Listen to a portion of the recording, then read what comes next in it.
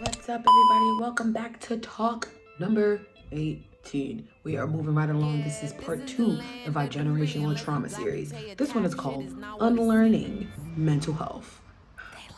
Before we can go into, oh my God, I don't know why I have all these problems, and as a Black person, it's like we have to start with mental health. In the last episode, I talked a lot about education and what we can learn and how some of us in my generation, why we have an advantage with technology and whatever, because we grew up on the internet, before Instagram or where we live right now for the past couple of years. It's like we already understood how to build our own website and blogs, and you know how to write in code, and you understand MS-DOS and all these other things. Like, it's just here because we grew up with the generations, and our parents were about to be the first generation that are going to earn less than their parents did in America because of all the things that we had to go through.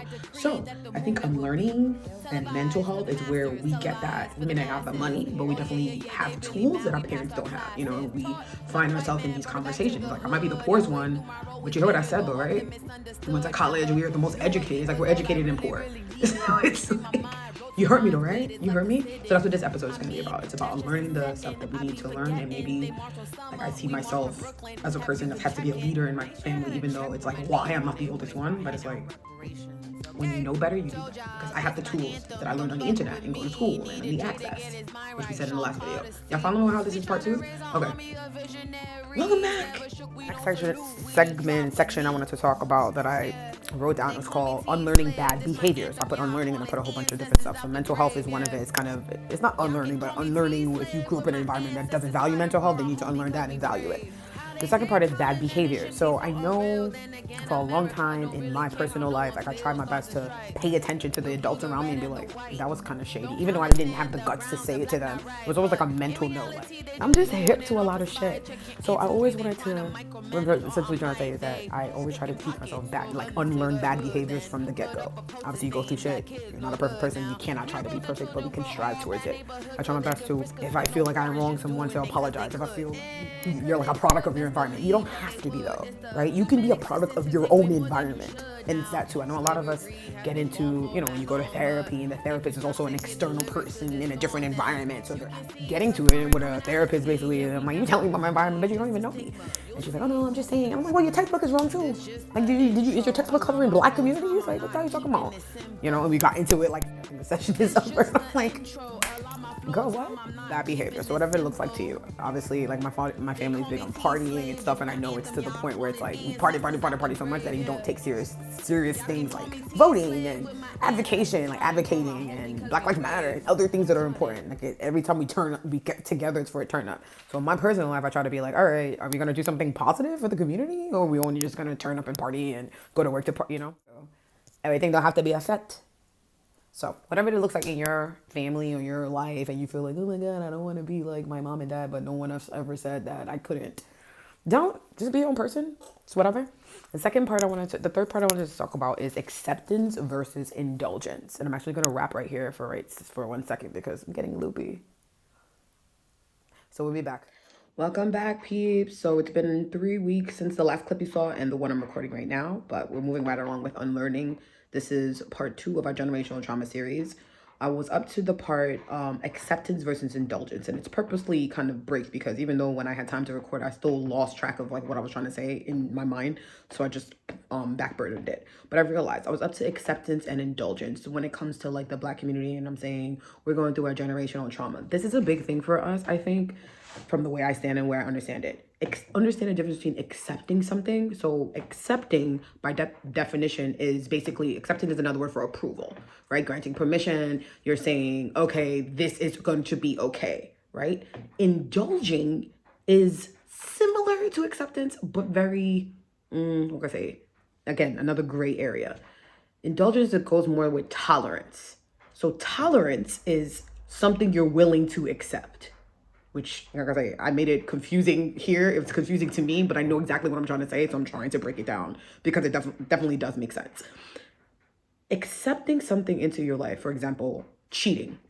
I come from a generation, Trinidadians, men are known for cheating. When I was small, I used to be like telling people like, there's no way in hell I'm going to deal with this toxic ass, this one cheating on this one. Something that I saw as a youth, like as a young person, is like, there's no effing way that all my mom's friends got these same stories and all of them dealing with the same thing. It's like, it's given toxicity. I accept that. In my culture, this is what people know. It's in our music. It's in our, you know what I mean? You're Trinidad, you don't need me to say much more. You know, whoever haunted. It is what it is. This is part of our culture. I don't know why. We've learned to normalize it, I guess. Who the hell knows? I'm not gonna accept it though. I'm not a person that cheats. I'm not a person that tolerates it, even like in my friendships. None of that shit. If I know that you're out here scamming, it's like, please don't tell Tahyira, because I'm the type of person to let somebody know. It's like, bitch, I don't know what you're trying to do, but you're not being straight up. And that's because I'm a person that can be straight up. If I don't want to be with someone, I've broken up with people before. As difficult as it is, I've left 5-year relationship with you. I'm just gonna let you know I don't want this. I learned in my own individual Black girl self to deal with it. You know what I mean? As a culture, we haven't. So this is like, you know what I mean? It's a different mentality.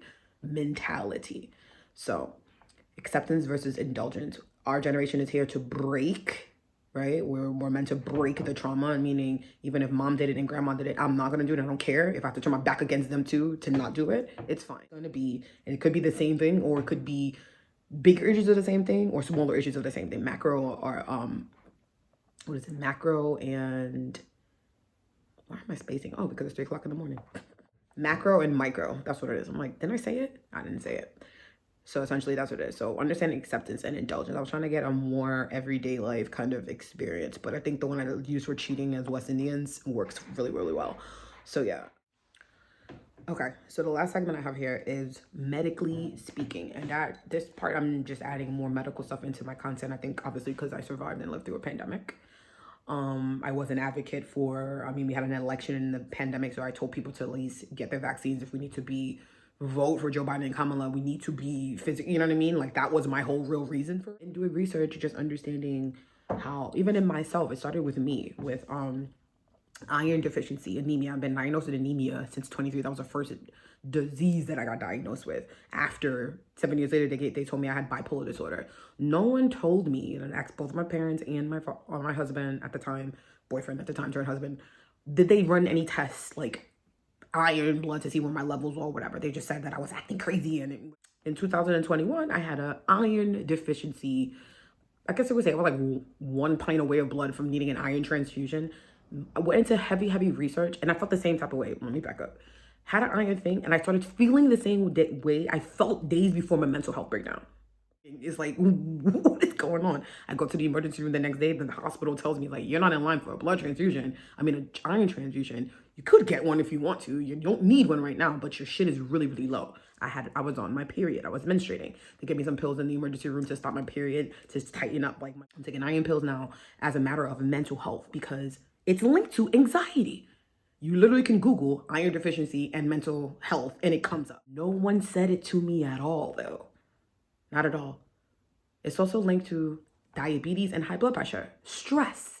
My living grandmother, she has diabetes. Her mother had diabetes. Other people on that side of my family have diabetes. Diabetes also linked through generations comes from stress, high blood pressure, also that, mental health, anxiety.